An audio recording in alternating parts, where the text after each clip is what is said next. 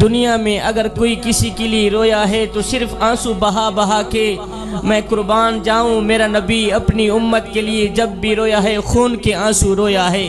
ہاں آدم علیہ السلام بھی روئے تھے، صرف اپنی ذات کے لیے، اپنی اولاد کے لیے۔ نوح علیہ السلام بھی روئے تھے، صرف اپنی ذات کے لیے، اپنی اولاد کے لیے۔ شعیب علیہ السلام تو اتنے روئے آنکھوں سے بھی ہاتھ دھو بیٹھے، میرے اللہ نے آنکھوں سے نوازا۔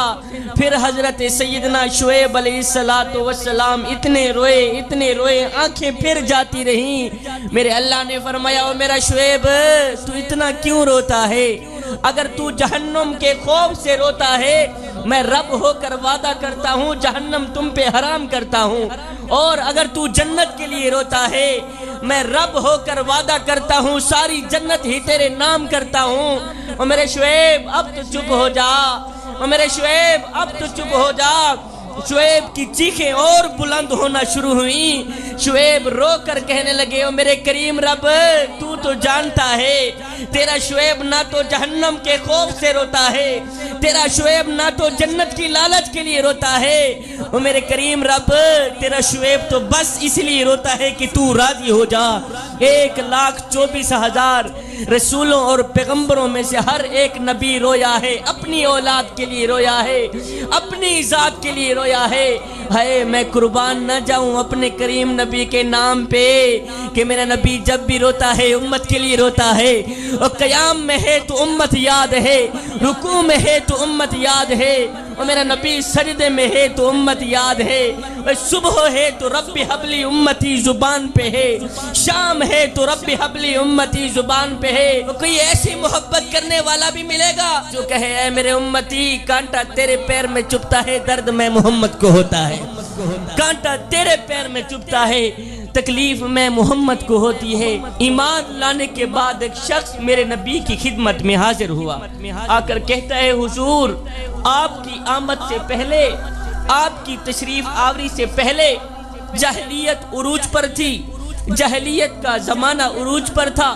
حضور میری بیوی امید سے تھی اور میں کہیں لمبے سفر پہ گیا، حضور کافی عرصہ بعد جب میں گھر واپس پلٹا، جب میں نے گھر کی دہلیز پر قدم رکھا تو میں نے کیا دیکھا کہ میرے آنگن میں میری ننھی منھی بیٹی کھیل رہی ہے، میرے گھر کی دہلیز پر میری ننھی منھی بیٹی کھیل رہی ہے۔ حضور جیسے ہی میں نے اپنی ننھی منھی بیٹی کو دیکھا میں آگ بگولا ہو گیا۔ حضور ادھر میری بیٹی میرے قدم چوم رہی تھی، ادھر میں نفرت بھری نگاہوں سے اپنی بیوی کو کہہ رہا تھا او بدبخت او ذلیل عورت، تو نے اس سانپ کو ہی جنم دینا تھا، اور سانپ کو جنم دیتے تو مری کیوں نہیں ہے؟ تو نے معاشرے میں میری ناک کٹا کے رکھ دی ہے، تو نے بیٹی کو جنم کیوں دیا ہے؟ اے حضور میں موقع کی تاک میں رہا کہ کوئی مجھے ایسا موقع مل جائے اس سانپ کو اٹھاؤں جا کے زندہ ہی دفن کر کے آ جاؤں، کوئی مجھے ایسا موقع مل جائے۔ حضور میں موقع کی تاک میں رہا، لیکن میری بیوی نے میری بیٹی کے دل کے اندر میری اس طرح کی محبت ڈال دی کہ میری ننھی منھی بیٹی مجھ سے ٹوٹ کے محبت کرنے لگ گئی، اور بیٹیاں تو ویسے ہی ٹوٹ کے محبت کرتی ہیں۔ اے حضور ایک دن میں نے موقع پا ہی لیا، میری بیوی کہیں گئی ہوئی تھی اور میں نے اپنی ننھی منھی بیٹی کو اپنے کندھے پہ بٹھایا، صحرا کی طرف چل دیا۔ حضور صحرا کی طرف میں جا رہا ہوں، کڑکتی دھوپ ہے، حضور تتی ریت ہے، میں نے اپنی ننھی منھی بیٹی کو اپنے کندھے پہ بٹھایا ہوا ہے۔ میں حضور ایک ایسی جگہ پہ چلا گیا جہاں مجھے کوئی دیکھنے والا نہیں تھا۔ حضور میں گیا اپنی ننھی منھی بیٹی کو تتی ریت پہ میں نے بٹھایا اور خود ایک گڑھا کھودنے لگ گیا۔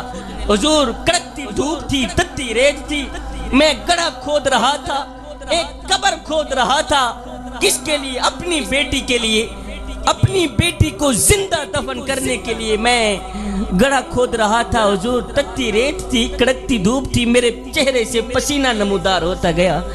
حضور جب میری ننھی منھی بیٹی نے میرے چہرے پر پسینہ دیکھا تو اس نے اپنے ننھے ننھے ہاتھوں سے اپنا دوپٹہ اٹھا کر کبھی میرے ہاتھ صاف کرتی ہے، کبھی میرے چہرے سے پسینہ پوچھتی ہے، کہتی ہے ابو جی بس کرو تھک جاؤ گے، حضور مجھے پھر بھی رحم نہ آیا، میرا دل پھر بھی نرم نہ ہوا۔ اے حضور میں نے گڑھا کھودا، گڑھا کھود کے جب بحر نکلا، جب صحابی نے کہا حضور جب میں بحر نکلا تو صحابی کی چیخ نکل گئی، میرے کریم نبی نے فرمایا صحابی آگے چل، آگے کیا ہوا؟ صحابی کہتا ہے حضور جب میں گڑھا کھود کے بحر نکلا تو میری بیٹی نے سکھ کا سانس لیا کہ چلو شکر ہے میرے باپ کی مشقت ختم ہو گئی ہے۔ حضور میری بیٹی نہیں جانتی تھی اگلی مشقت کس کی شروع ہونے والی ہے۔ حضور میں گڑھا کھود کے جب بحر نکلا تو میں نے اپنے دونوں ہاتھوں سے اپنی ننھی منی بیٹی کو ایسے گڑھے کے اندر دھکا دیا، میری ننھی منی بیٹی گڑھے کے اندر جا گری۔ ہائے حضور زندہ بیٹی کے اوپر تتی ریت انڈھیلنے لگ گیا، تتی مٹی انڈھیلنے لگ گیا۔ حضور میری ننھی منی بیٹی اپنے توتلے لہجے میں میرے آگے ننھے ننھے ہاتھ جوڑتی رہی، اپنے توتلے لہجے میں میرے آگے فریادیں کرتی رہی، میرے آگے گزارشیں کرتی رہی۔ حضور میرے آگے تڑپتی رہی، میرے آگے چیخو پکار کرتی رہی۔ حضور مجھے پھر بھی میرا دل پھر بھی نرم نہ ہوا۔ آئے حضور میں نے اپنی ننھی منی بیٹی کو زندہ ہی دفن کر دیا، اس کا توتلا لہجہ، اس کے ننھے ہاتھ، اس کی چیخو پکار ریت تلے دب کے رہ گئی۔ اے حضور قربان جاؤں آپ کی آمد پر، جب سے کلمہ پڑھ کے اسلام لے کے آیا ہوں آج بیٹی کی چیخیں مجھے سونے نہیں دیتی، آج بیٹی کی چیخیں مجھے دن رات تڑپاتی ہیں۔ حضور کی آمد کا جشن منانے والوں اور ذکر مصطفیٰ کی محفل سجانے والوں اور سید کو اتنا تو بتا دو کس نبی کی آمد ہوئی؟ آج ایسے ظالم باپ کے دل میں اللہ نے بیٹی کے لیے پیار رکھ دیا ہے۔ کس نبی کی آمد ہوئی؟ آج ایسے ظالم باپ کے دل میں اللہ نے بیٹی کے لیے محبت رکھ دی ہے۔ میاں وہ کوئی اور نبی نہیں تھا، وہ تیرا ہی نبی تھا، وہ کوئی اور نبی نہیں تھا، وہ میرا ہی نبی تھا۔ عرب کے ریگزاروں میں دبی ہوئی معصوم بچیوں کی سسکتے آنسوں، ان کی روتی آنکھیں، مجھے بتاؤ تو صحیح کس کو بلا رہی تھی؟ یتیم بچے رو رو کے کس کو ڈھونڈ رہے تھے؟ وہ میرے ہی نبی کو ڈھونڈ رہے تھے۔ بیواؤں کی چیخیں کس کو پکار رہی تھی؟ وہ میرے ہی نبی کو پکار رہی تھی۔ نبی کس کے انتظار میں تھے؟ وہ میرے ہی نبی کے انتظار میں۔ کوئی تو ہاتھ پھیلا کے کہہ رہا تھا ربنا وابعث فیہم رسولا، کریم رب آنکھیں بوڑھی ہو گئی ہیں اب تو رسول بھیج بھی دے۔ قبلہ صدیاں انتظار کرتی رہی، زمانے انتظار کرتے رہے، لوگ راہوں میں بیٹھے انتظار کرتے رہے۔ جب بیواؤں کی چیخیں، یتیموں کی آہیں، معصوم بچیوں کے دبے آنسوں ریت سے پکار کرتے ہوئے عرش الہی کو جنبش دینے لگے تو میرے اللہ کو دکھی انسانیت پہ رحم آیا۔ آمنہ کی آغوش میں محمد عربی کو بھیج دیا، دکھی انسانیت پہ رحم آیا۔ آمنہ کی آغوش میں محمد عربی کو بھی، میرے نبی کی جلوہ گری، میرے نبی کی تشریف آوری، میرے نبی کی آمد انسانیت پر اللہ کا بہت بڑا احسان ہے۔ اس لیے تو میرے اللہ نے فرمایا لَقَدْ مَنَّ اللَّهُ عَلَى الْمُؤْمِنِينَ إِذْ بَعَثَ فِيهِمْ رَسُولًا۔ یہ احسان عظیم ہے ہمارے اوپر، اتنی بڑی نعمت ہمیں مل گئی۔ اللہ اکبر، صدیاں انتظار کرتی ہیں، لوگ راہوں میں بیٹھے انتظار کرتے رہے۔ اللہ اکبر۔ اور میاں ہم نے کوئی انتظار تو نہیں کیا، ہم نے کوئی انتظار تو نہیں، ہم نے کوئی تمنائیں تو نہیں کی، ہم نے کوئی آرزو تو نہیں کی، اور بس ماں کے شکم سے ماں کی گود میں آئے تھے، آنکھ کھولی تھی، ابو جی گئے مؤذن کو بلا کے لائے، مؤذن نے آ کے ہمارے کان میں پھکا دیا میاں مبارک ہو تو حضور کا غلام بن کے آ رہا۔ اللہ مبارک ہو تو حضور کا غلام۔ اے بندے، ماں باپ کی نافرمانی کرنا یہ موت سے پہلے ہی موت کا اعلان ہے۔ جب اولاد دنیا کی دولت سے امیر بن جائے تو ماں باپ ڈر ڈر کے بات کرتے ہیں کہ کہیں اولاد ناراض نہ ہو جائے، لیکن جب اولاد ایمان کی دولت سے امیر بن جائے تو اولاد ڈر ڈر کے بات کرتی ہے کہ کہیں ماں باپ ہم سے ناراض نہ ہو جائے۔ ایک مرتبہ ایک چڑیا روزی کی تلاش میں کافی سفر کرنے کے بعد واپس اپنے گھونسلے میں پہنچی تو چڑیا کے بچوں نے پوچھا، ماں تم نے بڑا سفر طے کیا، ہمیں بھی ذرا بتاؤ کہ آسمان کتنا بڑا ہے۔ ایک چڑیا تھی نا، روزی کی تلاش میں اس نے کافی لمبا سفر کیا۔ جب واپس گھونسلے میں پہنچی تو اس کے بچوں نے پوچھا، ماں تم نے بڑا سفر طے کیا ہے، ہمیں بھی ذرا بتاؤ کہ آسمان کتنا بڑا ہے۔ چڑیا نے اپنے بچوں کو اپنے پروں میں سمیٹتے ہوئے خوبصورت انداز میں جواب دیا کہ والدین کے سائے سے بڑی کوئی چیز نہیں ہوتی۔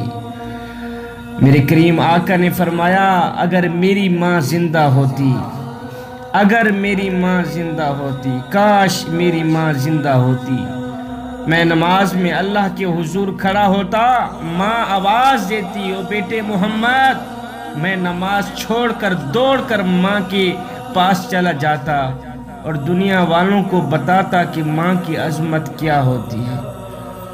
باپ نے بیٹے کے کندھوں پر ہاتھ رکھ کر پوچھا، بیٹا بتاؤ دنیا کا طاقتور انسان کون ہے؟ بیٹے نے نہایت ہی اطمینان سے جواب دیا کہ طاقتور انسان میں ہوں۔ پھر باپ نے کندھوں سے ہاتھ ہٹا کر پوچھا کہ دنیا کا کمزور انسان کون ہے؟ تو بیٹے نے جواب دیا، میں ہوں۔ باپ نے پوچھا کہ وہ کیوں؟ تو بیٹا بولا کہ جب آپ کا ہاتھ میرے کندھے پر تھا، ابو جی جب آپ کا ہاتھ میرے کندھے پر تھا تو میں خود کو دنیا کا طاقتور انسان سمجھتا تھا، اور جب آپ نے ہاتھ اٹھایا میرے کندھے پر تو میں دنیا کا کمزور انسان خود کو سمجھا تھا۔